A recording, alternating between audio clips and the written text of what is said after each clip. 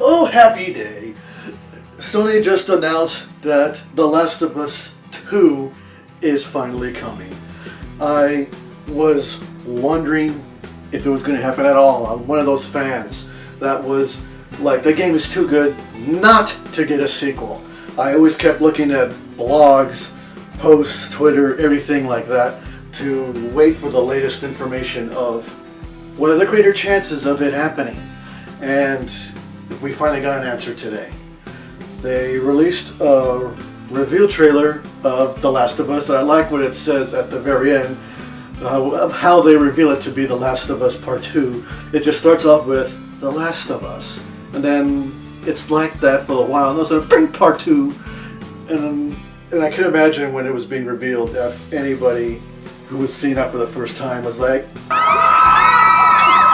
what we see in the trailer is Ellie is back. At first we didn't really quite, know if it was her. They didn't really feel it because they just showed the forearm.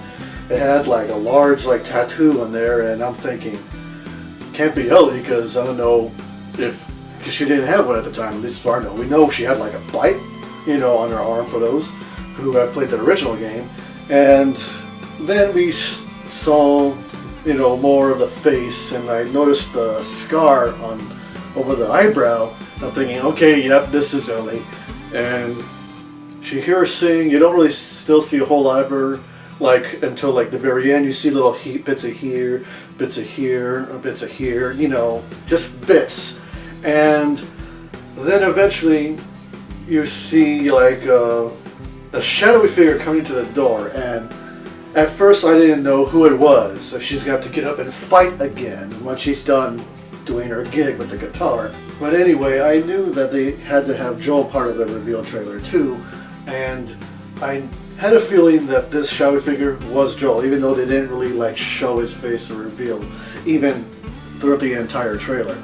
I knew it was. Then you hear him speak, and yep, sure it is, because Kiddo, no one really ever calls Ellie Kiddo besides Joel. And it seems like they're in a Firefly hideout, because you saw that on the top of the stop sign outside the place where Ellie was at.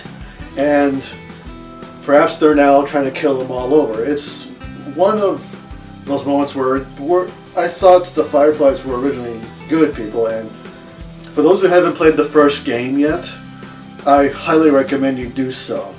If you haven't played the game first, skip to this time, because I'm about to say a bit of a spoiler that happens at the end of the game. Ready?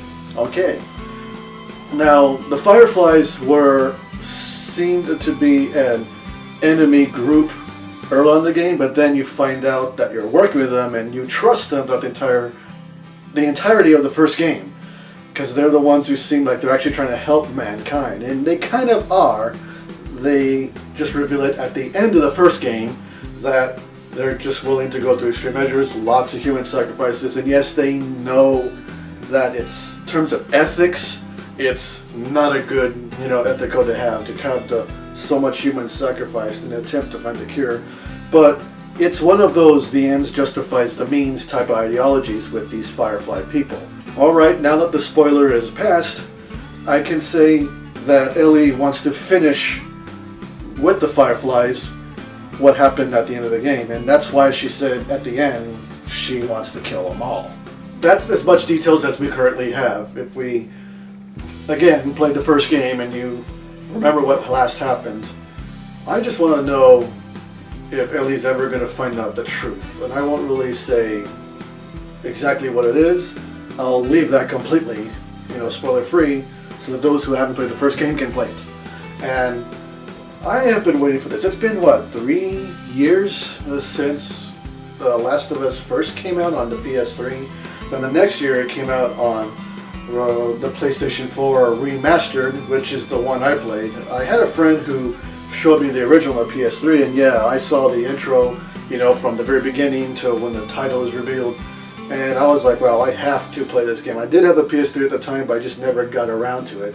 But it was at the end of the PlayStation 3's life, and I wanted to eventually get a PS4, which I eventually did, and that's when I saw that The Last of Us 4 was being remastered for the PS4. And I was like, okay, I'll get it remastered, and that'll be my first playthrough. And that's what I ended up getting. And after I finished this, yes, I was one of those players that said, I want a sequel. It needs to happen. Give it to me. How long do I have to wait? Do any of you know how long it's going to take to come out? You don't? Fuck you. Get to work. And I just kept looking at all the tidbits, and they said there was a 50-50 chance first of it happening. And I think in the year the game came out, when fans were asking them after, of course. And God, like, they gave us so many teases. They were saying, like, yes, it's probably going to happen. They said that not giving fans a sequel would be a disservice to us. And yes, rightfully so. And they don't know any precise details on when it's going to come out or how much far in production they've gone. But at least we know it is officially happening.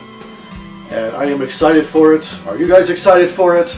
They did say that Ellie is going to be taking charge as the main playable character and not Joel, like he was in the first game. So it's a good change of pace. It does happen a few years after the first game, so we don't know exactly how much time has come by. I mean, I don't know like how old Ellie is now. In the first game she was about 14. My guess is in this game she's at least around 17, 18, 19 since she has a tattoo. I mean, sure, tattoo age regulations, depending on where state, whatever, don't exactly exist in a post-apocalyptic world. And I just want to know when this is going to take place. But in the meantime, yes, I'm excited. This is Dan. I have no objections to the announcement of finally getting The Last of Us Part 2.